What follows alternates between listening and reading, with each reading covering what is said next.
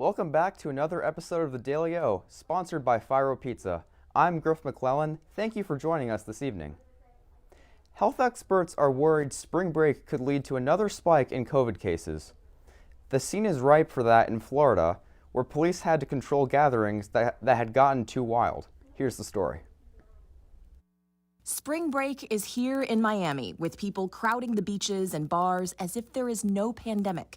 Some gatherings grew out of control. Miami Beach authorities arrested at least 100 people over the weekend.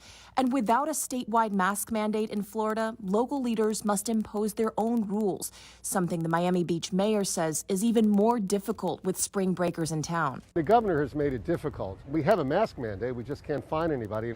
Despite the CDC urging Americans to avoid travel, according to the TSA, nearly 2.6 million passengers went through checkpoints at airports across the U.S. Friday and Saturday. People are going on spring break and letting down their guard as some of these new, more infectious variants are spreading across the country. The threat of partygoers spreading the virus isn't the only big concern for health experts. While nearly 15% of U.S. adults are fully vaccinated this morning, a large number of former President Donald Trump supporters are refusing shots.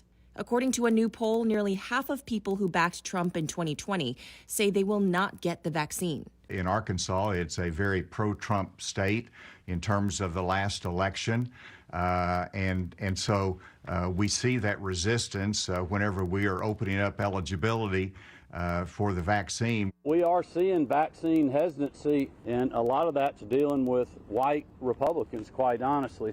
While all other living former presidents were publicly vaccinated, Trump quietly received his vaccine in January. I cannot imagine that if he comes out that they would not get vaccinated. It would be very helpful to the effort for that to happen. As the vaccine rollout continues, some states like Maryland are relaxing pandemic restrictions, a move the governor defended. We didn't lift restrictions. We did raise capacity limits, but we kept the most serious mitigation measures in place, which is masking and distancing. Dr. Anthony Fauci asks Americans to keep following personal safety measures, warning the U.S. is vulnerable for another coronavirus surge. We can avoid that if we continue to vaccinate people, get more and more protection without all of a sudden pulling back on public health measures. Dr. Fauci confirmed a new study showing no significant difference between distancing 3 feet or 6 feet. That could be key to reopening schools. But one thing to keep in mind is that study assumed face masks were being worn. Earlier today, OSU sent out an email letting students know that the university has received funding through the Coronavirus Response and Relief Supplemental Appropriations Act. This grant offers a one-time grant to provide emergency financial assistance to students. If you would like to apply for the grant, you can head to my.okstate.edu and you can find more information under the Resources/Additional Resources tab. If you have questions, you can email finaid@okstate.edu or call them at 405-744-6604. Before COVID, basketball fans filled Gallagher-Iba Arena. Things looked a little bit different this season without the OSU superfans like Jason Martin. We have more on the OSU Fan for you right now. Since 1890, loyal students and fans have been the heart of OSU. Known for having America's brightest orange, OSU is home to some of the most spirited supporters in college sports. But there is one fan that stands out from the rest, someone who eats, sleeps, and breathes OSU athletics. Meet Jason Martin. He is 30 years old, a Stillwater local, and he lives with cerebral palsy. In May of 1989, Jason was an active toddler, and then tragedy struck. Yeah, he got out of our house. They can't do it. In May of 1989, Jason was an active toddler, and then tragedy struck. When he was 18 months old, Jason was involved in a near-drowning accident. He got out of the house and was found by the family's babysitter in a creek behind the home. Jason was found non-responsive, and the doctors told his parents that they had no expectations for him to survive. But after 3 days in an induced coma, Jason became responsive. Thankfully, he survived, but his brain suffered irreversible damage that caused his cerebral palsy. Since then, Jason spends lots of time in physical, occupational, and speech therapy. Jason beat the odds, and ever since then has used his life to be one of OSU's best sports fans. We moved to Stillwater in 2002, and Jason started going to the games, and he's been a true fan ever since. Today, the OSU men's basketball team is playing Charleston, and Jason wouldn't miss it. He never misses an OSU home game. But some of the coaches have provided him with videos of all the basketball games, all the football games. So he's a big part watching those videos on TV. Now, he doesn't root for a certain team down the road, though. He only is loyal to OSU. Jason's love for OSU sports is what led him to get involved with Special Olympics. Okay, Jason became involved when we moved to Stillwater in 2002, and he did lots of different activities. One of the things that he does currently is the motor activities, and that's where he does a series of different things, and he's involved with the bowling, and Gary does bowling with him as a team. They do their unified partners, and Jason always has a good score, and Gary always has a good score too, so they're pretty good at doing bowling. Don't you? Sometimes you beat me, right? Yeah. But his special honor was last year when he was named Oklahoma's Special Athlete of the Year. And he got to light the cauldron and extinguish it at the end of the game. So he got a special award and was recognized by all the Special Olympians here at Oklahoma State University. It was really a thrilling event for him. Even though the Special Olympic Games have passed, you will still find him training for next year's games. He's the type of guy that he never gives up. Whether a Special Olympics athlete or in the stands as an OSU athletics fan, Jason gives it his all. Singing the OSU fight song, his favorite, Jason cheers on the Cowboys. He has the fighting spirit that shows what it really means to be an OSU Cowboy. Well, and the good thing about Jason, he's the loyal fan. It doesn't matter whether we win or we lose. Jason loves the ball. Forever and always, loyal and true. So sometimes things are wrong, and there's a reason.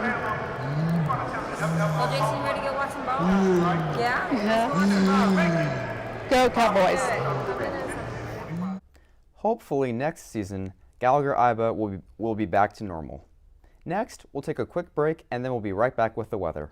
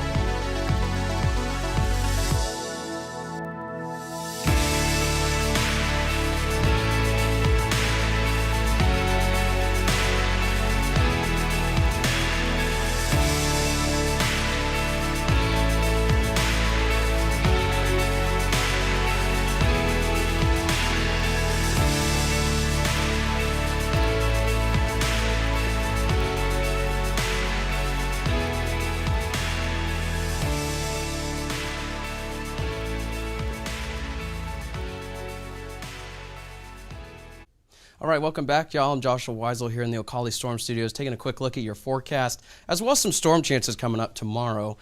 So we're going to get to that over this segment, starting with this evening and tonight. 66 for a high today. This is going to start going down into the 50s as we head later on into the evening, overnight hours. And then for your commute to class tomorrow morning, we're going to be in the 40s, and then we're going to warm up quickly into the 50s by 9 a.m. So it should be a rather decent morning temperature-wise. Not quite cold, but you're going to want a jacket for sure with those temperatures in the 40s. Moving on real quick to storm coverage tomorrow afternoon and evening. I have this little area that has snow on the map. This is not for our area, but this is just to show you how crazy Oklahoma weather is. To our west, we have a setup for severe weather, and further west of that area where we're going to see the severe storms, potentially, is where we could see some snow in the Texas and Oklahoma panhandle. So definitely some crazier weather here in Oklahoma. For our area, we're going to see the potential for some storms and some heavy rain showers, but I just looked at some of the latest model data, and I'm going to show you where the risk is and what I'm thinking based off of that. Here's a look at that risk from the Storm Prediction Center. That's a slight risk for our area and areas to the west for the potential for some storms that could be capable of, let's say, hail up to quarter size, 60-mile-an-hour winds, and maybe an isolated tornado. But looking at the latest model runs, it looks like that chance will be better to the west, and we could see storms start to fall apart rather quickly as they reach our area.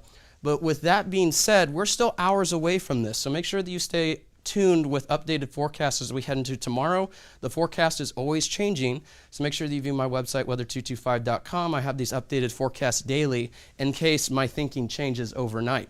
But regardless, we do have this risk. You're going to want to stay weather alert in the potential for these storms tomorrow afternoon and evening. Moving on, here's that risk. So if we do see storms, I'm talking hail and damaging winds. Tornado threat is low. It's not zero, but that's not my main concern. It would be, like I said, hail and winds, maybe even some isolated flooding with heavier rain activity. Moving on, here's a look at Wednesday afternoon. So after we see these storms, we're going to see a rather pleasant day, high of 64, partly sunny skies across the area on Wednesday. And we're going to give a quick look at our allergy index. If you're having any sort of allergy problems, once again, that tree pollen is rather high, but also going to point out grass pollen starting to climb up on the scale, as well as regular ozone levels. But it looks like tree pollen is once again staying very high. It is the main pollutant. So if you're having sort of allergy issues, this is a quick look at your allergy index. Moving on real quick. Here's a new forecast, bad hair day. So for me, it was kind of a pain to get to the studio because winds are about 35 to 30 miles an hour today, and they're out of the south-southwest. Over the next couple of days, we're going to see these ridiculous winds. So if you like flying kites, this might be your week. We're going to see these winds up near 30 off and on through at least Thursday. So that's a quick look at the wind forecast. All right, so here's that red banner that I have for the potential for some showers and storms that could be severe tomorrow. Once again, stay tuned for the latest. There's a chance that we could see storms. There's a chance that we may not see storms at all. It's just that you want to stay alert. The ingredients in the atmosphere are rather supportive of storms. So if we do see any fire, they could be strong to severe. Otherwise, the rest of your week is going to be rather pleasant. I'm going to step off to the side real quick so you can see the rest of my forecast. And like I said, it looks like we're going to be rather pleasant the rest of the week. As we head into next week, maybe some rain chances on Monday, but it looks like we're going to be mostly sunny through the rest of this week. Highs in the 60s, and it looks like we're going to have a pleasant weekend as well. Highs around 65 Saturday, mostly sunny skies. And that's a look at my 10-day forecast. Once again, stay weather alert tomorrow with the potential for storms. Check back for my forecast in case anything changes. But in the meantime, stick around for sports coming up right after this. Oh, there you go. Superstar. The end of the practice is when we do all of our, intensity drills. Okay. She was going at it. Stop. If we get them to Detroit by, let's say Monday the 15th.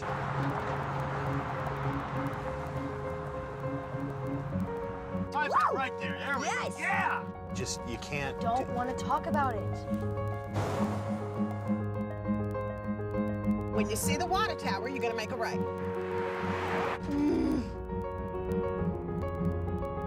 If we win this, we have one way to get to the playoffs. I know.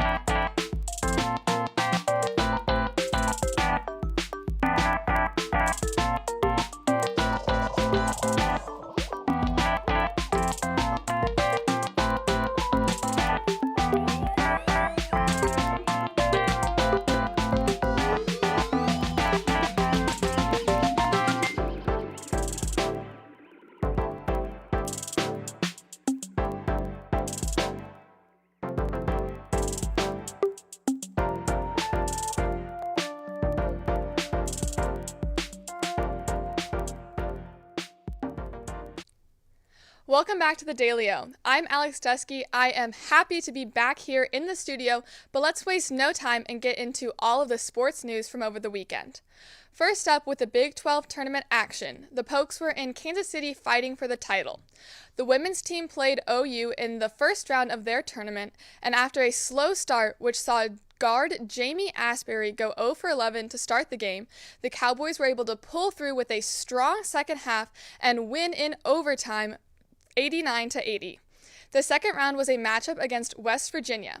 The Mountaineers came to play and were able to hold the Cowgirls to just 50 points while doing enough against the OSU defense to move on to the final. Their score was 59-50. West Virginia then matched up against top-ranked Baylor, and that game saw the Lady Bears pick up their 11th Big 12 championship. As for the men, they have had an exciting weekend and were able to make it all the way to the final. Our own Jace Andrews breaks down all of the tournament action and previews what's to come. Basketball is coming out of the Big 12 tournament with a 2-1 record. The team started their championship run by facing off against number 10 West Virginia and winning. The final was 72-69. The Cowboys then pulled off an upset win over the number 2 ranked Baylor Bears.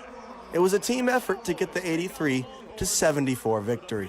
Our guys show so much grit, determination, and fight. You know, the things that we stress that we've tried to rebuild this program on, because it, you know, obviously I hadn't been around Oklahoma State basketball as long as a guy like Barry Trammell or Bill Hasten if he's on, but I know what this program is about. The team unfortunately could not finish the weekend with 3 wins in 3 days, as the number 13 Texas Longhorns were able to beat the tired Cowboys 91-86. The players did not get too discouraged, as they have a lot to be proud of from their recent games. They say we didn't win it, but I mean, we beat top tier teams for basically 3 weeks. So like, if anybody doesn't take that in consideration, then I honestly don't know what to tell them, because like, that's a basketball team that can fight, and that's for 3 weeks. That's all we did was fight. Although the regular season is officially over for the Cowboys, the hard work is not yet done. Selection Sunday was yesterday, and the Cowboys were selected as a 4th seed in the Midwest region. Let's take a closer look at what the Cowboys have ahead. The Cowboys will take on the 13-seeded Liberty in the first round of the NCAA tournament. This will be the first tournament appearance for the Cowboys since 2017. Though the Cowboys ended the regular season on a tough note, getting to the Big 12 championship has motivated these Cowboys. Experiencing this, it was amazing, honestly, and getting this far just makes me more motivated for the NCAA tournament and during the offseason, because I want to get back to this point next year. The path to the Final Four for OSU will not be an easy task, as should they defeat Liberty, they would take on either Tennessee or Oregon State in the round of 32. But then the real challenge comes for the Cowboys, as in the Sweet 16, they would most likely take on the number 1 seeded Illinois Fighting Illini. Though this path is tough, the Cowboys are going to take it one game at a time and enjoy every opportunity as they are given. And so we got to first enjoy this opportunity. Can't take it for granted, but you got to go in with the understanding that, you know, if you don't have it, one day it's over and you don't get it back. The Cowboys will look to get their first win in the tournament since 2009 this Friday in Indianapolis at Farmers Coliseum. Be sure to support our Cowboys by tuning into TBS at 5:25 p.m. as the Cowboys tip off their postseason run. For the Daily O, I'm Jace Andrews. Thanks, Jace. As he mentioned, Selection Sunday just took place and most of the field is set. The 1 seeds are Baylor, Illinois, undefeated Gonzaga, and Michigan. The 2 seeds are Alabama, Ohio State, Iowa, and Houston. The 3 seeds are Kansas, Texas, West Virginia, and Arkansas. And the 4 seeds are, of course, Oklahoma State, Purdue, Virginia, and Florida State. This year, it will be even harder to predict the winner, with the teams at the mercy of COVID-19 protocols. Some teams, like Virginia and Kansas, have been dealing with these problems already and were forced to pull out of their respected conference tournaments.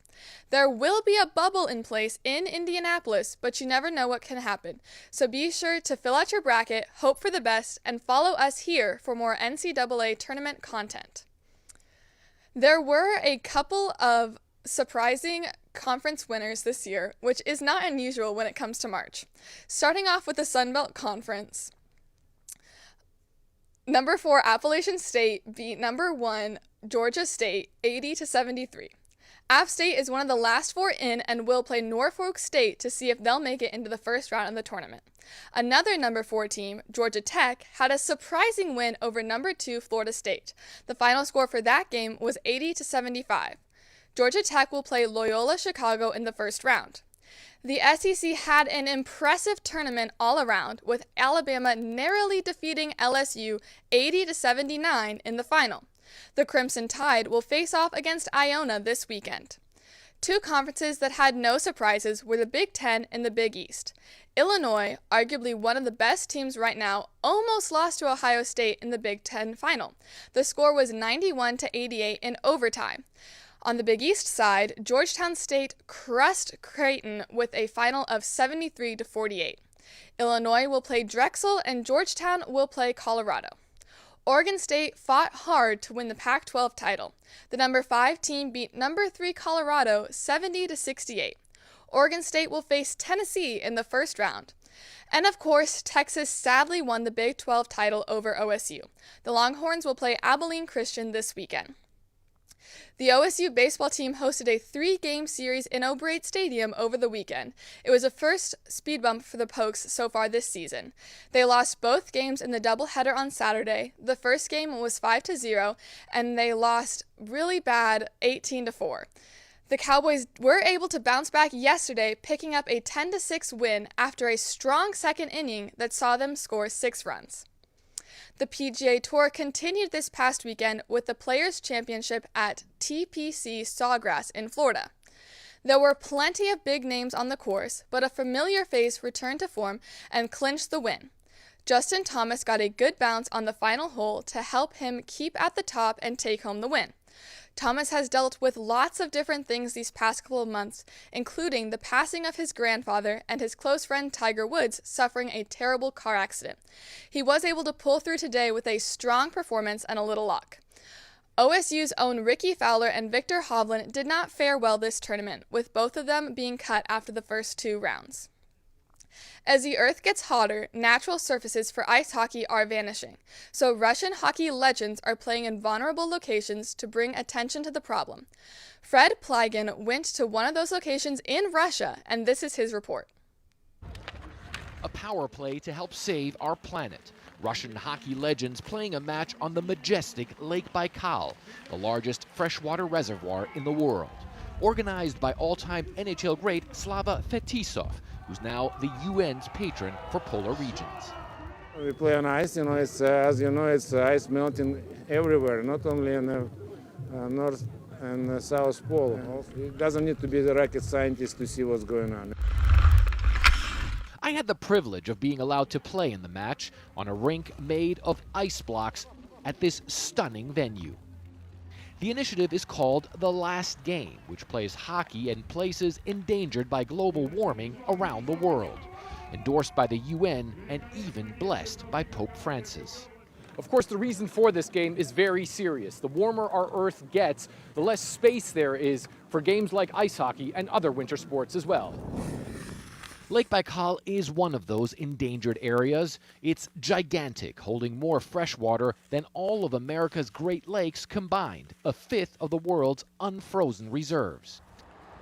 But there are a lot of unresolved problems here, from unregulated tourism to harmful industries. The Russian government also recently relaxed regulations protecting the lake. And Russia is one of the countries hardest hit by global warming. Record temperatures for several years have led to a massive melt of its permafrost, leading to giant sinkholes and releasing even more greenhouse gases, as well as massive wildfires that further increase the world's temperatures. This is the catastrophe which no vaccine could be found. And while hockey won't save the world's climate, at least the organizers hope it will cause some to take action to try and preserve the natural playing fields of the game that so many love so much. Fred Plygin, CNN on Lake Baikal. Thank you for that, Chris. Moving on to the NFL. Free agency is here, and the first of many dominoes are falling in place. But the biggest news of the offseason came yesterday as Saints quarterback Drew Brees announced his retirement from the NFL. Brees posted a touching video of his kids stating that he is going to retire. Brees played 20 seasons in the NFL, playing for 2 teams. He was drafted by the Chargers back in 2001 and played 5 seasons for them, but he is mainly known for his time with the Saints. Brees spent 15 years in New Orleans, establishing himself as an all-time great. The Saints won their first Super Bowl in franchise history in 2010 with Brees at the helm. Brees retires as the NFL's all-time passing leader, most completions, and second in all-time touchdown passes and completion percentage. Brees overcame a devastating shoulder injury, a 360-degree labrum tear, in 2005 to have one of the best careers a quarterback has ever had. Although Brees won't be on the field anymore, he did announce that he will be joining NBC as a football analyst. Some big names have already been announced to be on the move. Former Titans tight end Jonnu Smith was one of 4 players the Patriots signed today. The Buccaneers have brought back one of their best defenders in Shaq Barrett, and former Patriots guard Joe Thuney joins the Chief on a 5-year deal. Thanks for tuning in to our show today. Make sure to follow us on social media at @TheDailyO_TV. You can also watch our show on Amazon Fire Stick, Apple TV, Roku, and on Suddenlink Channel 112. Have a great rest of your day, and we will see you back here on Wednesday. For The Daily O, I'm Alex Dusky. Go Pokes! The Daily O is brought to you by Firo's Fire-Kissed Pizza.